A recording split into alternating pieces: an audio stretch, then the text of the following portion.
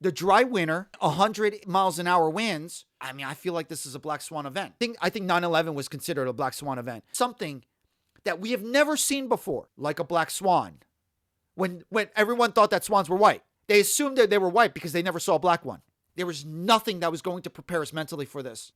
The focus now with climate change should not be on climate change prevention so much as climate change mitigation. But how do we put measures in place that enable us to deal with it better? Because it's happening. TikTok refugees are flooding this Red Note app. And there's also a rebellion that's happening. A lot of citizens are saying, hey, you don't tell us what to do.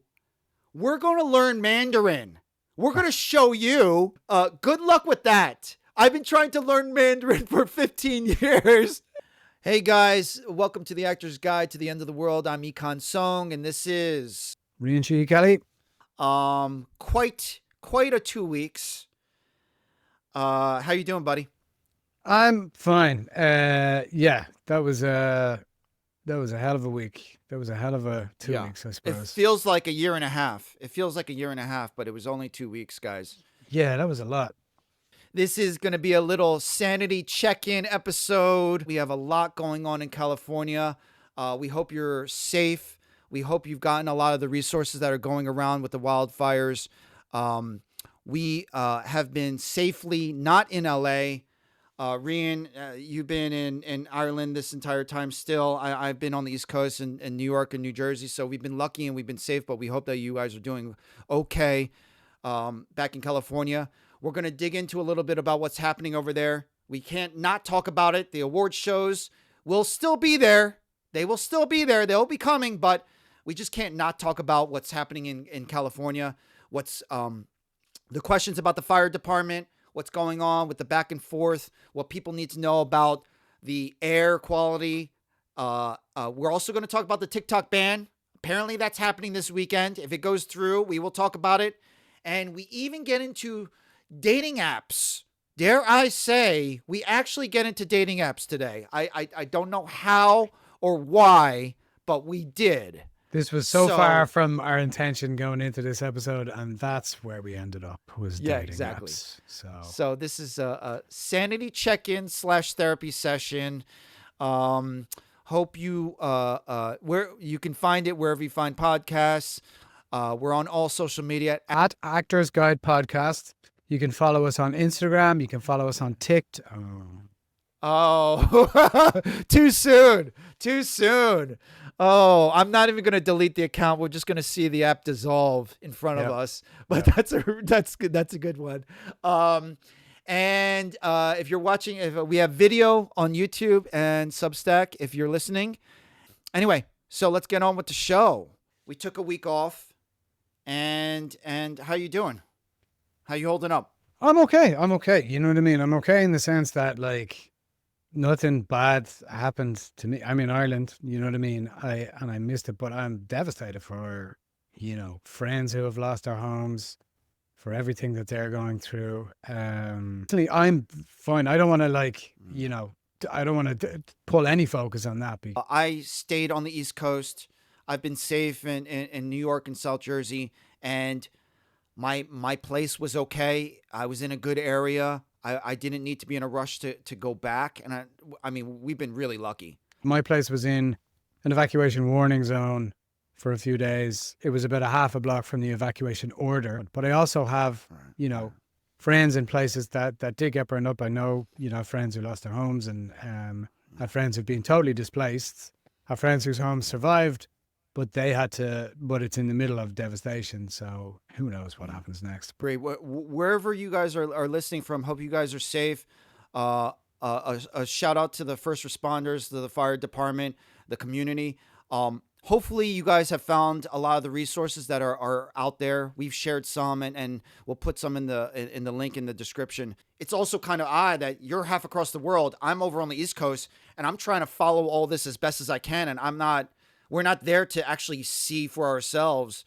This is what the air smells like. This is what it looks like. And I just can't even imagine. Yeah, it's kind of surreal watching it from this distance because we aren't in the middle of it. You know what I mean? And because we weren't there watching it in real time. I was getting a lot of updates from friends and obviously watching the news obsessively for a few days. But it's almost hard to imagine, like, when I go back and when you go back, like how it even looks there. Like, and the Palisades is an area that I would have spent some time in. I've got some friends there, and so it's an area that I know pretty well. But then Altadena is devastated, man. And I've been out that direction, but I'm not overly familiar with it. But devastating for those communities, and like. It's interesting. It's like talking to my parents about this stuff. When something happens in LA or California, my parents in New Jersey are the first ones to tell me. I'm literally sometimes I'm in LA and they go, "There's a fire in LA," and I'm like, I know, Mom, and for those that don't know, obviously, these fires happen a lot in Malibu, the Palisades. This has happened before, that these wildfires would pop up. But it's so odd that this is the first time where they said, "Hey, there's a fire in the Palisades." And I was like, okay, I'm getting ready for my flight back to the LA. And I'm like, oh my God, wait, I'm looking at this. This looks different than others. And I'm like, actually, I don't think I should go back to LA. And so this was such a different time. Yeah, and one thing that I took away from it though was the false sense of security that I had personally, that a fire wouldn't rip through an urban area. Whereas now, I'm, that illusion has been shattered, and it's entirely possible. Yeah, I think a lot of ideas have been shattered. I understand if this is overwhelming or triggering. To be honest, we put timestamps in the episodes for a reason. If you want to skip over some things and jump to another, feel free. A lot of this stuff is unfathomable. Now here's the thing: we're not scientists, we're not meteorologists. We'll start out with Bill Burr's comments on the wildfires. If you haven't seen it yet, we actually shared it on our social. We'll put the link in the description. He was on Kimmel. I'm not even going to try to recreate it, but he basically said he was lucky to evacuate. His home was fine, and he feels like everyone did a good job, unlike all the experts on the internet, who's suddenly a fire expert in their underwear, sitting on the couch at home. You just got to listen to it. But he just put it in such a perfect blend of honesty and common sense and Bill Burr humor, where I think for me, I could finally be like, I know there's a lot of pain and anguish right now, but he just kind of needed to say, he kind of said what we all kind of need to hear if you're just in the 24/7 news cycle of what's going online. I loved it. I'm a big fan of Bill Burr because I think he just doesn't. He has strong opinions and doesn't adhere to what he thinks people want to hear ever. You know what I mean? He's very thoughtful in interviews. I like listening to him in interviews. And I thought he was dead right. It was like after 9/11, people were talking about the melting point of steel, with such authority, and they're like, "Well, steel doesn't." You know what I mean? You're like, come on. But one positive I think that came out of this is like there has been a real sense of community. Like I'm seeing friends share, resources, just educating people on home insurance and things like that, which I wouldn't have a clue about, rather than sort of political videos blaming people. It's one thing for us to go through this traumatic event and also get people resources that they need to know. And then you have the political theatrics that are happening as well. It's a pandemic, 2 strikes, and now this. And the one thing that doesn't go out of style is politicking. And that's going strong, you know what I mean, throughout all this stuff. And I think Bill Burr's point is hey, just use your common sense. I don't know of any preparation for any city, for anyone, would have been able to handle this disaster. I don't know if you've been keeping aware. There was a whole back and forth about the fire hydrant situation. They said, I mean, I listened to the LA fire chief. I forgot her name. She was great. Yeah, Kristen Crowley. Yes, she spoke so candidly and so honestly about how this couldn't have been prevented, and how they could have had 100 more engines and they still wouldn't have been able to fight this fire. But she did also talk about budget cuts and how they affected the department, so I thought I loved her honesty in that. We don't want to get too much in the weeds, but these are the bullet points that I kind of want to talk about and say, hey, this is what happened, because there's so much noise and so much misinformation. She did say that she felt like the city failed her. Okay, that was early on in the week. I think Kristen Crowley, for the most part, has been doing the best that she can and is doing a great job. But that was where the drama started. Needless to say, Karen Bass is... Oh, she's taking heat all over the place. What made the news cycle was fire hydrants were supposedly out of water, and it's been cleared from the fire chief. It's normal for this water pressure to be so overloaded and low. It's not the fact that they ran out of water. It's the fact that they couldn't handle that overload. The Palisades Reservoir was out of service due to maintenance for months. Now, we could have very well looked back at that, say, hey, why didn't you guys fix this a long time ago? I don't know about the ins and outs, but a lot of people were saying, why was this reservoir out? This came out just this past week. The city controller, which is basically the accountant, confirmed, there was a back and forth about the budget cuts about the fire department. Everyone was saying, including a lot of Republicans, you guys cut the fire department and it looks bad. And then they were getting attacked. And Bass and Newsom were saying, no, we actually increased the budget. There's a lot of back and forth about that. The controller this week, a Democrat, calls out Karen Bass. We'll show the tweet on the video. Confirmed that there was $17.5 million cut out of the budget. He's the accountant, so he would know. He also listed, we also laid off 60-some people last July. Okay? Bass responded saying those reductions wouldn't have stopped it. So we see there's a lot of back and forth within the city leadership. And then meanwhile, Rick Caruso is single-handedly saving the Palisades by renting private fire trucks and making a great play to try to win, try to be the mayor. My friend said, do you remember how wet and rainy LA and California has been the past 2 years? I don't blame them for cutting the fire department. And they said, she's not God. I think this is going to be reoccurring as far as crazy weather. I do think this might be a black swan event. A black swan event is something that's, it was coined over the past 10, actually probably the past 20 years. I think 9/11 was considered a black swan event. It's the idea that a rare catastrophic event that's beyond normal expectations or predictability play a larger role in the course of history than any occurrence before. Meaning, I never heard that before. That's okay. Exactly. So I'll spell it out just as clear as possible. A black swan event is something that we have never seen before, like a black swan. When everyone thought that swans were white, they assumed that they were white because they never saw a black one, and then they saw a black one. The dry winter and 100 miles an hour winds. And then looking back on it, we're like, well, we should have saw that coming. How would you see that coming? You never thought it was a realm of possibility. There was nothing that was going to prepare us mentally for this. And now this is the new bar. That means we need 100 bajillion gallons of water on tap forever. And this is the new standard. Anyway, that's my take on this. What did you say? You said about the budget there. Or no, sorry, you said, the fire department budget and how because the winter was so wet. She's not God. How could she have predicted this? Ironically, the really wet weather contributed to this, exponentially. It was because there was so much vegetation. This is based on stuff I've read and watching the news.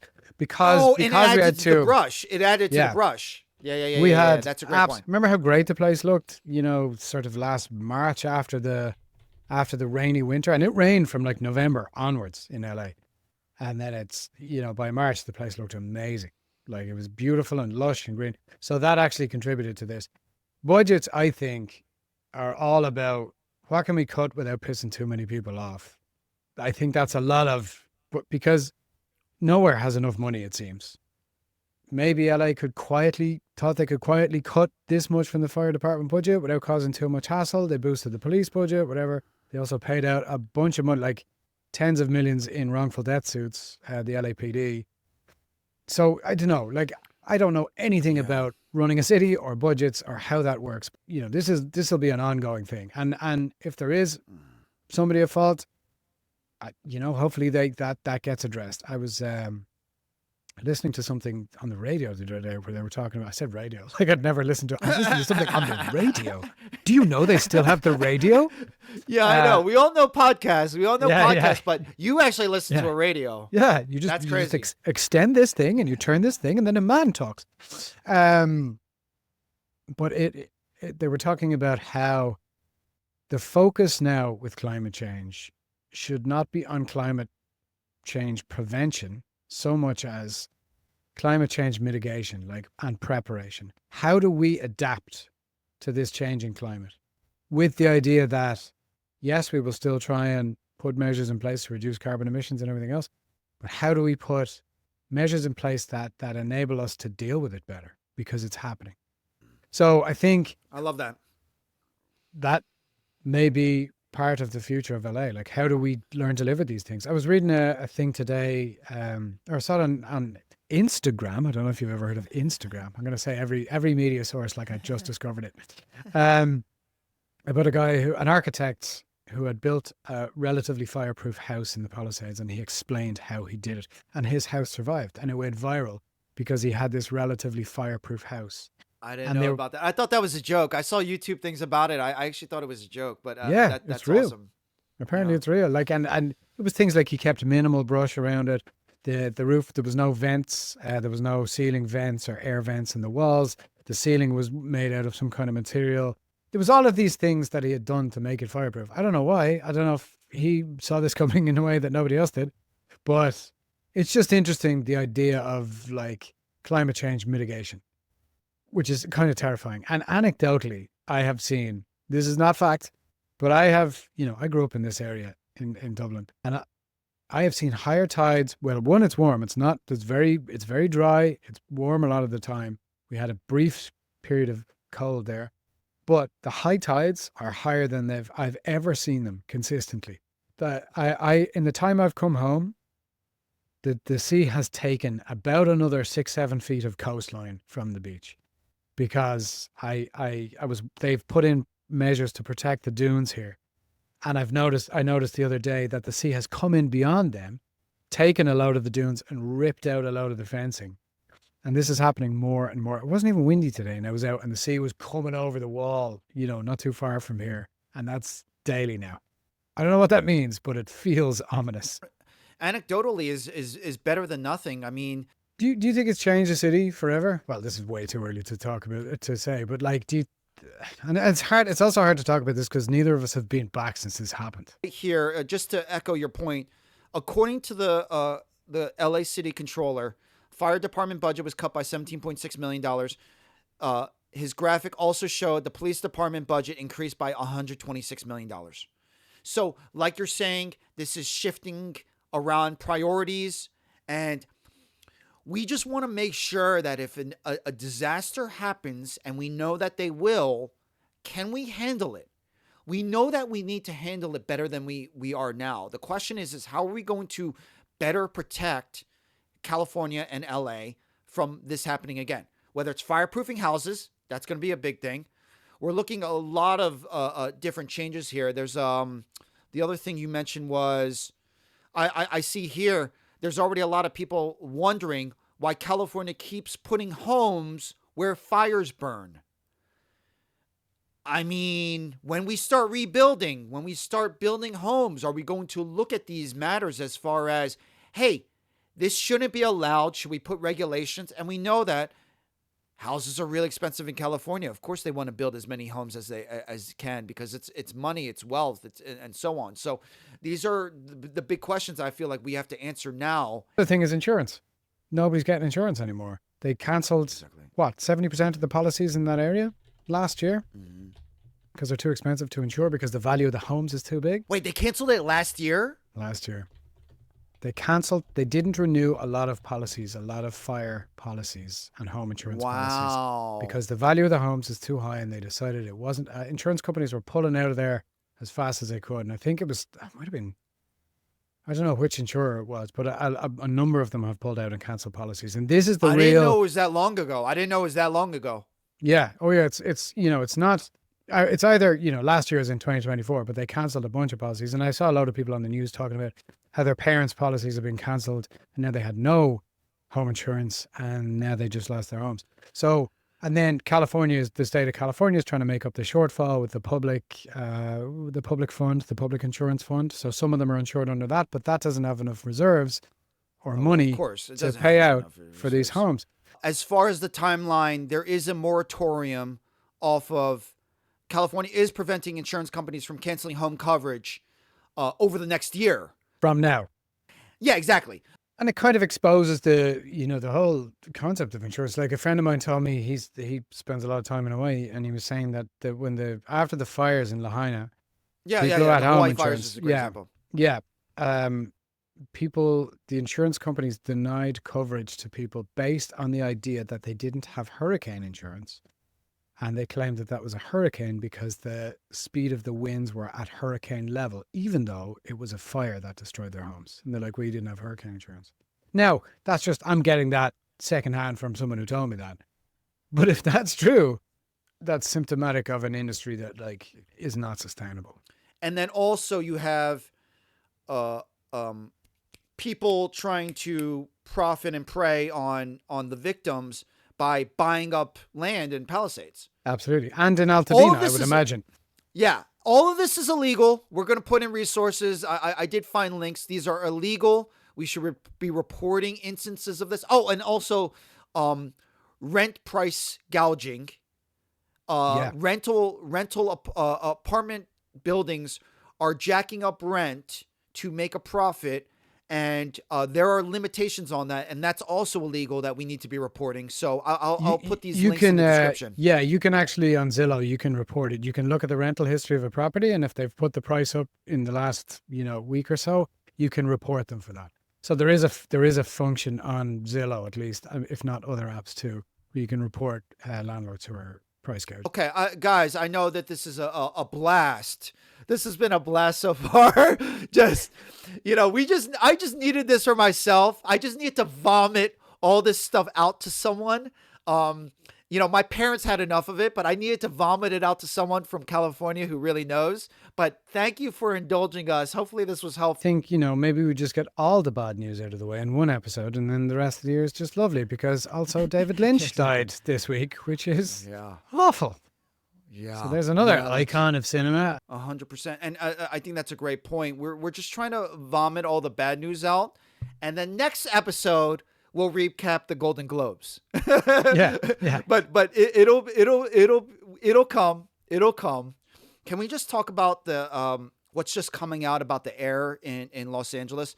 This is really just a personal PSA for you and me to this just came out, but also if you're in California, if you're visiting, if you live there, this is all new news. I'm hearing a lot of different things, and I just want to get through the bullet points.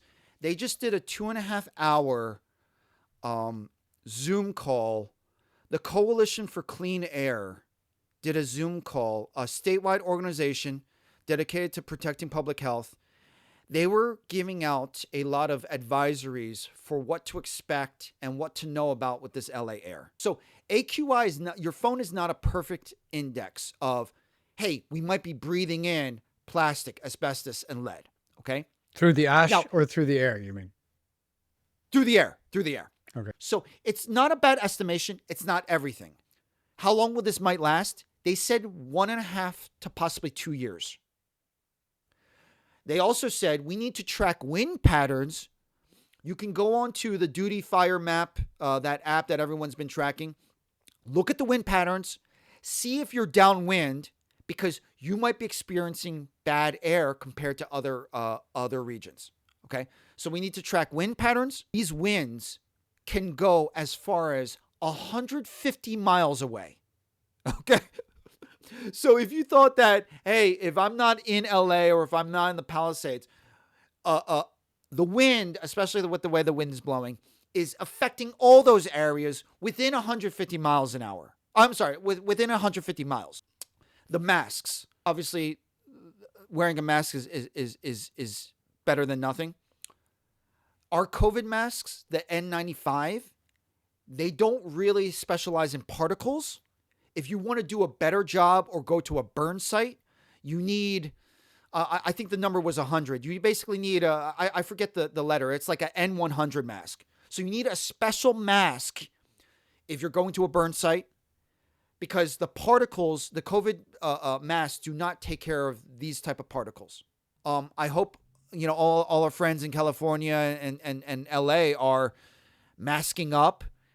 If you're going to a burn site, you're breathing in a lot of ash. And, that's the other thing. If you're cleaning out ash, like our cars and et cetera, wet it first, because if you don't wet it, it actually kicks it up into the air and you're breathing it in.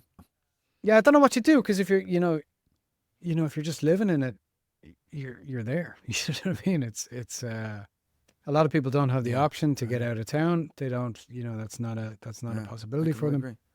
So yeah. Well, actually, I do want to add. I do want to add air purifiers. Air purifiers are going to be a hot item right now. So if you could get your hands on one, air purifier in the home would help out a lot. But you're completely right. It's like you got to make best with the situation that you have. Yeah. So we'll see. I don't know. That's our California fire update that we just needed to get out of our systems. Yeah. So apparently TikTok is looking to get banned this weekend. It's just bonkers that out of all the time and all the back and forth that this is actually happening, that the government can rarely get anything done, but the TikTok ban, they actually might have accomplished. And then only in this past couple of weeks, you actually see it.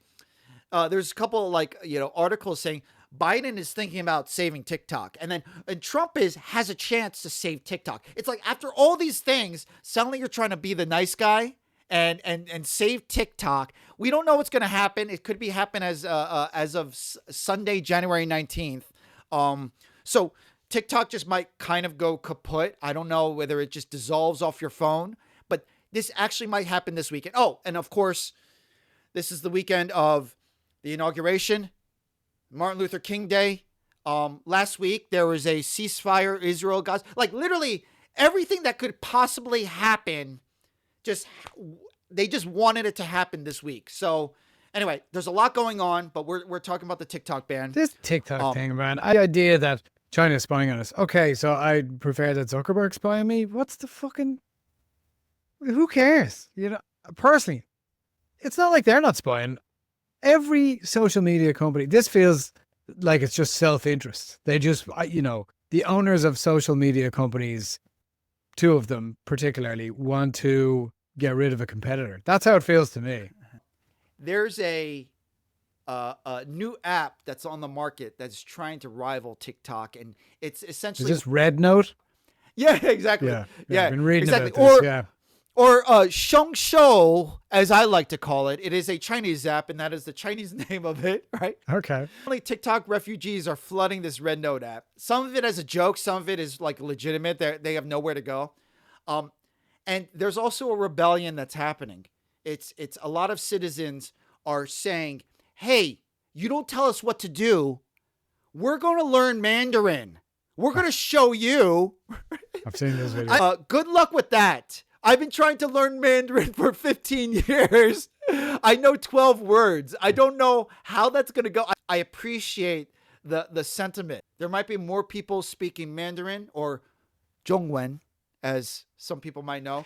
As we like to call it. That's how we say it. As us here at the podcast. That's barely got to grips with English. I'll have to put that in the back burner for now. Sometimes I see snippets of a conversation. One person said, my social media strategy is wait for all these apps to be banned so I don't have to do them. And I think that's a fair strategy. I think deep inside, a lot of us actors felt that way or feel that way. And this is kind of how, what I'm going to take out of this whole thing is, social media, it's not going anywhere. It's ultimately a tool. It's ultimately a tool that some people can use and get out of. Not everyone needs it. If you really hate being on it, get off of it. But ultimately, it's a tool that has helped a lot of people. It has built careers. It has gotten them opportunities. And in a way, it helped people beat the gatekeepers. The gatekeepers, what have you. The gatekeepers of Hollywood. The gatekeepers of whatever, society. Some people found really great use out of these tools. Now, I agree. Sometimes social media for actors is kind of mind-numbing, or you feel weird, or you begrudgingly do it. And I feel for them. But I think ultimately it's, whether TikTok gets banned or not, I think it's just like a lot of other things where, hey, these are tools that we have access to. You can use it. You cannot. Yeah, I follow a lot of comedians that make stuff on TikTok, and I follow them on Instagram. I don't follow them on TikTok, but Yeah, these are the people that put out their own stuff and are now working as a result of it, and they're touring as comedians and they're well known. I totally get that. I really understand. So there was one interesting conversation that I'll get to. This comedian, I just casually followed her. She went on this rant, is a good way to put it, saying, hey, and I'm paraphrasing because she deleted this rant. Okay. I know, it gets better. That's usually a good sign. Exactly. She basically said, hey, all you guys people connecting online, you probably should get in touch in real life and meet some real people. And maybe it's better off. And yada, yada, yada, yada, yada. Making a hard shot. She's a comedian. She wants to give her hard takes and so on. A creator that I follow who's kind of brilliant. She's been doing it for 10 plus years. Very fair, talks about humor, but also talks about social issues. She spoke out. She said, hey, you just took a big shot. You got a lot of backlash, but to be honest, you got to be able to take it if you're going to be taking these big shots. These online communities, she spoke for herself because she's Black, queer. She basically said, I have found incredible online communities that were real, legitimate. And it's something to be said that not everyone is so privileged to have access to their community in real life. We're talking about disabled people. She was basically saying, like, you are speaking from a very entitled perspective where it was easy for you to access your community. But the disabled community, the LGBT community, people of color, maybe you live in an area where you don't have access to a lot of your community. And she spelled it out in a perfectly fair and grounded way, saying, this is what people were saying, and this is a conversation, and yada, yada, yada. And maybe this app didn't work for you, but it worked for a lot of other people, because she was trying to build her influence on TikTok and she was ranting against it. Mm-hmm. And needless to say, I watched the response. I was like, oh my God, this is a really great response. Comments later, that creator said, oh, well, she deleted her post, deleted my response, and blocked me. So she doesn't believe it, or she does believe it? So that's one way to respond. But either way, I felt that was a great conversation, and this is where I'm going with this. Our last episode about New Year's resolutions. I realized when I was railing on New Year's resolutions, it's one thing to think strongly about something. It's another thing to espouse it on everyone else. And like this comedian railing on that the TikTok community was all online and it wasn't real. It wasn't legitimate. Get a real friend. And, it makes me... I know that's essentially it, right? Yeah, and look, I'm not a fan of TikTok, but you're right. My issue with social media is mainly that I cannot use it. Like, I can't regulate it. Scroll for hours, I'll get lost in it. Same with dating apps. I found that with dating apps as well. I'm not good at anything that takes my attention in that way. That feels like a game. That's right. They gamify it. I haven't touched one dating app ever. Really? I know that dating apps do not work for my brain and how I look at relationships, and I just swore them off. And it could work for a lot of people. Oh, it does work for lots of people. Yeah, lots of people love them, and I understand that. It just doesn't sound like a pleasant experience for me. Maybe I need to get over that. I don't know. But maybe with dating apps it's different. Maybe that's a necessary evil. You know, not a great way to frame it, but maybe it's a necessary evil. I don't know that maybe social media is a necessary evil as well. It depends on what you use it for. If you use it just for enjoyment, you know, it sucks more enjoyment out of me than it gives me, I think, social media. Also, I'm a person who will second guess things. Like sometimes, do you ever send a text and go, fuck, should I have said it like that? Yeah. Or an email or a post and go, ah.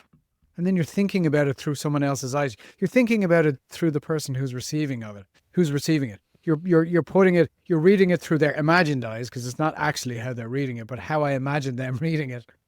It's like if I send an email and I read it back and I'm imagining it through someone's eyes. So I think there's enough anxiety or overthinking in me where, like, I don't know, social media it doesn't feel easy for me. I'll consume it like an addict. I'll consume it mindlessly and I'll look through posts. But I do think it has destroyed my concentration levels. I mean, there's probably ways to work on that, but I think that's a really good way to put it. If it's harming you more than helping you, address it, figure it out, or get off of it. Because, I mean, I could look at that as how I look at alcohol. If it's doing more damage than good, then I'd be like, okay, I need to look at this thing. You know what I mean? But as far as the one thing I will say, it's easy for us to go through large brushstrokes of this is bad, this is good, I can't. And here's the thing, you and me are very alike in some ways, where I'm like, no, I know, I don't want to touch it, I don't need it in my life, I need to make some hard boundaries, right? Yeah, we both speak Mandarin. As a writer, as a creator, exactly what you described, as far as this is what I want to say, this is what I feel strongly about, and then it reaches another stage of, how is this going to be received? Is this wrong? Is this insensitive? I want to say that's a perfect cycle of any creator and every writer. And ultimately, there's some people, and I feel like that because I literally go through that mental cycle. Some people love that danger. And some people, after a while, you get more immune and less sensitive to that danger. And so after a while, that's part of the reason why a lot of people post, is because I want to see what happens. I want to see what happens here. I want to see this. And there's a level of, that's also part of the dopamine buzz. Yeah. Where it's like a lot of people get addicted to that little buzz. And here's the thing. It's like, I see a lot of good sides of that, because that almost might be how a writer does their process. I have all these strong opinions. This feels really true. I'm going to put this out there. And if it resonates with you, great. If it doesn't, good luck to you and be on your way. And I'm going to keep doing it. So there's something to be said about that sensitivity, because I agree. But after a while, I feel it less and less. Yeah. And you bring up an interesting point there as well about labeling things good or bad. This is the thing with social media. It's not all bad by any means. For me, even, I get a lot of information through it. I see a lot of stuff that's entertaining on it. I'm connected to people through it. I get to know what's going on in their lives. And that's what makes it so compelling, because there is all this stuff on it that is legitimate and interesting and good and educational and connective. It can feel vital, but the problem with me is, like, I'm an addict, so I will use it addictively. But I'll do that with anything if I'm not careful. Sugar, I'll do that, the same thing with sugar. Once I have sugar, this is why I have to be so regimented about what I eat, because when I wasn't, I had no control over it. So I have to be quite careful. I don't seem to have the filter in me with social media to to regulate it. So a friend of mine, he's like, just take it off your phone. And I've done that at times, and that does help. I found myself, like an addict, going onto a browser to look at it then, even though the app's not on my phone. And it's just annoying. I'm still looking at the same stuff. It's just harder now, and it takes longer. Yeah. Dating apps, I don't use them for the fact that I can't quite just get over the mental block of like, I can't. The transactional nature of it. But see, this is the problem. I agree, dude. This is the problem. We're too similar, so we don't have someone coming in going, no, dating apps is brilliant. We are going to need to have a relationship podcast. We're going to need to bring in a guest here to talk us off this ledge. Because anybody who doesn't have the same opinion. I am the type of person. Oh, this sounds horrible. I'm the type of person that if I'm researching, let's say I'm researching an air purifier on Amazon, I'm going to go through a rabbit hole for 3 hours researching the most perfect air purifier. That is how my brain operates. I actually get a lot of pleasure deep diving into finding the perfect air purifier. I'm afraid that is how I'm going to look at dating on dating apps. So you haven't even tried them. You've never even tried them once. Absolutely not. Absolutely not. I just there was one time. Okay. I was with some actor friends. I almost kind of was in denial of this even happened. I was with some actor friends. We were hanging out. There were two women, and they said, Econ, this is the time we're making you an app. We were drinking a little bit. I was like, okay, this is the time. Just you guys do everything. I barely had any photos. They had photos. They cherry-picked some photos off of my phone. Just all your headshots. I trust. No, I wish it was a headshot. No, you don't want a headshot. You look like a dickhead. Actually, this would be good. Tell me what you think about this. And then if you got any comments, chime in on this. I'll tell you, but I'm the worst person to judge this. Okay. Yeah. So these are two attractive women who were guiding me and very much on the apps. They said, trust me, these pictures will work. Okay. One picture of all of us at a coffee shop. One picture of them two with me and their dog hiking. So I don't know if there's some science behind I'm with other women in the photo of the dating app, because a lot of people could get thrown off with that. There's one picture of me by the pool without a shirt. There's one picture of that night, me sitting on the couch. I was a little drunk. It's hard to describe it on just audio, okay? This picture, it was me on the couch laughing my butt off, and one of their heads was poked into the frame like a freaking serial killer, just their head on the outside of the frame, okay? I trusted them. They go, Econ, this picture's hilarious. They're going to get it. They're going to think it's so funny. The entire night, it was the Bumble one where the women choose. The entire night, they're swiping, waiting for a response with these horrible pictures. I'm sitting around. Needless to say, the night happens. I thought it was a distant memory. I thought it didn't happen. I wake up the next morning, and I'm like, what have I done? I woke up that morning and deleted the app, and that was it. Did you not? Did you have any matches you had to look through before you No, deleted? of course not. Of course not. I don't remember the bio. I don't remember the bio. Yeah. I don't remember the bio. I got no responses. The pictures were horrible / weird / odd, and never again. Absolutely never again. Here's the thing. First of all, so what do you think about that? To give your mediocre lack of expertise. What do you think? Yeah, about I've used a couple over the years, but like not very often. I know you and not for a long time. Here's the thing. Women have a different time on these apps, because I've talked to my friends and who use them, who are female, and they have a completely different time. Women have a very different experience to the experience that we have. Yeah, of course.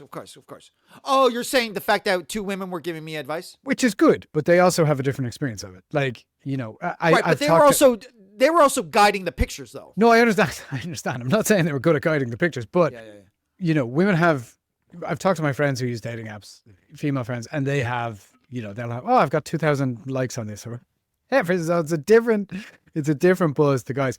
I have a friend who uses one app a couple of apps, I think, quite successfully. And the way he does it is he does not take it seriously at all. He puts up like kind of goofy pictures of himself. He has a kind of a funny bio. It is clearly like it's all a joke. And he goes, anybody who doesn't get that, I don't want to be with them anyway, because they just have to have a sense of humor. So he takes it, he's so unserious with it. I think that's it's like a filtering process. That's ultimately what it should be. Totally. It's a filtering process. It's just that we take these things personally because it's online and weirdly intimate in a weird digital way. Yeah, and the other thing is when you look at apps and you look at someone's profile and you can see the intention behind it in some ways. Maybe, I don't know, and maybe as an actor you're more primed to look at it that way, but you can see sometimes it's way too earnest and it smacks of insecurity. Sometimes I don't know, there's something interesting about the way somebody sets up a profile. And look, I'm not judging. I'm coming from a place of absolute ignorance of this and terrible at it. One, my friend did send me, I think it was one of her friends on Hinge, I think it is. You can do like a voice clip of, things, and they'll ask you, there's questions, and you can do a voice clip of like, so she sent me one that her friend did. He's like, yeah, so I guess my love language is, and then it's just a sound of like a screeching of car brakes and then just a car crash sound. And that's like no way, which is brilliant. Like that's the kind of stuff that really I think is funny, because I know we were talking about social media earlier, but the people who genuinely don't give a shit what people think, and it's generally comedians. Some of the comedians I follow seem like they do not give a fuck because they put out such out there stuff with such regularity that you're like, oh, they genuinely don't care what people think. And I love that. I think that's very attractive in a person. So I think the key, if you or I do get on a dating app, and maybe this will be a challenge for a week or something where we try it and we come back and report back. I think my strategy would be to be not serious on it at all, because I could feel the cringe in me when I try it. I'm like, oh God. This is the way I look at it. You're completely right. Considering that we're actors and in our industry, we have to get used to rejection. And in many, many ways, I care very little about rejection. Like, I am actually very comfortable with that. But you're right. In this particular version, this rejection is my fear of the dating app. That is not what I am used to. That is not what I'm comfortable with. No, absolutely. No, you're right. Because the distinction as an actor with getting rejection is you would not get a part for a million different reasons. You can be too tall, too short. You could just not have the version of the character that fits into what somebody's casting. That kind of rejection is a lot easier to take than, here's me. Wait. I think you touched on a great thing, but I push back on that. I can't think about whether some people's motives on dating apps are not the greatest motives. Some people could be for cheap reasons, superficial reasons, what have you. But I could almost argue that someone's not swiping or saying no could very well be a million reasons why they said no, which are all fair, that I don't need to take personally. I think those comedians actually are in a way doing that. If they can't take this humor, good luck to you. You're probably a great person, blah, blah, blah, but we're not a match. And that person could easily be saying whatever it is on this bio or headshot or yada, yada, yada, or this picture. It's like, you're just not a match. Maybe their standards or their criteria is off, but everyone is trying to cast that other partner, and they have maybe a handful of criteria for that. So I think it's actually pretty similar. That's a very healthy way of looking at it. I'm talking more about the difference between, no, not superficial at all. I'm saying the veil of a character versus like, here's my version of a character for the thing that I am portraying for the thing that you are casting versus here's me. Like, do you want me? You know what I mean? That's the difference in the rejection that I'm talking about. I'm talking about that kind of difference in rejection. Oh, so you're talking about comfortability as far as being in your own skin. Yeah, like Because it's very intimate and you're yourself. Yeah, it's just you. You know what I mean? Here's me. Here's a version of me, and it's not quite here's me. Here's a version of me that I'm putting out to the world on this dating app. It's not here's who I am as a person. But the difference in the difference is both, because you brought up actors, we face rejection. But if I go for a role and I don't get it, I could be disappointed. But I'm not bitter about it. You know what I mean? I'm not like, or I don't take it personally. Maybe I used to. I definitely I see where you're going. You're completely right. And I think to bring it back to social media, that's a great way to look at it, because in a way, social media is the platform to be yourself. And a lot of actors would rather be characters. They don't want to be themselves. They don't want to have a magnifying glass on who they are, who they really think, who they really are, and put themselves out there. They want to play characters. And some people are actually very comfortable being themselves and living in that skin. And I think social media is kind of that world where YouTube personalities, some people that really pop are people who are being themselves in a way. It's welcomed to encourage to actually be yourself. So I see that I'm kind of in between on those two things, but I think you bring up a great point. I think that's it. That's probably that's probably around your wiggle room for the boundary of social media too. Quite possibly. And I think that's interesting to think about now that you've brought that up. I think any form of social media or dating app is a sort of a character of you, or it's certainly a curated version of you. You know, you say people be themselves on social media, but I don't know that anybody fully is. I don't know if it's possible to be because of its pictures, its video. There are obviously people who show more of their personality, but you know, Instagram is the kind of the trope of Instagram was always that it was the idealized version of your life, and I've certainly been guilty of that. You know, if you were to, because you're cherry picking moments from your life that you're willing to share with an audience of people. I agree. I mean, this is a deep dive into who are we really? Who am I? That's the big question. I'm trying to figure out which one of us is more cynical, right? Because basically I can argue that in the first date or in the dating phase, no one is their true self. They are, you know, getting a sense of the other person. They're portraying a version of themselves. I can say that in the dating phase as well, right? For sure. And then also the idea of social media, it's sure I would like to pat, myself on the back or some people on the back as far as this feels like who they really are. There's a difference between these are all very clear, real aspects of me on Instagram, whether they're idealized or not, or great, or maybe vulnerable or whatever.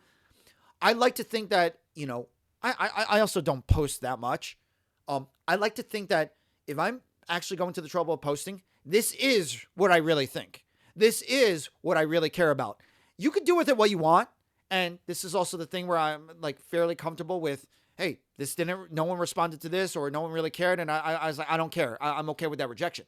But my point is it's asking a lot to say this representation is who I am as a 360-degree human being. I'm not asking a lot of social media to give me a deep dive into your psyche, but I would hope that a few of these things that you manage to post are true about what you think. And then as far as what little we believe of all the things that we see of people, that's up to us to decide. But I'm not expecting a lot out of social media. I'm saying this looks like a photo of them. It's probably airbrushed a little bit. That looks like their kid. And I think they love their dog. That's it. I'm not asking a lot from you. YouTube is where a lot of people do go for authentic, experiences, vlogs. And a lot of people say, I go for authenticity on YouTube versus Instagram. So there is an element of that. But my point is I'm not the bar asking from the bar that I expect from Instagram is actually, I try to keep it pretty low, is my point. Yeah, that's totally fair. I'm with you. I don't take Instagram too seriously or social media too seriously. As far as the dating and the idealized version of yourself, yeah, I understand that. There is I think a lot of people have a lot of fear about revealing themselves for fear of rejection. Like, yeah, of course. I think that's a big... I think I think it escalated over during social media. It Oh, escalated over this anxiety.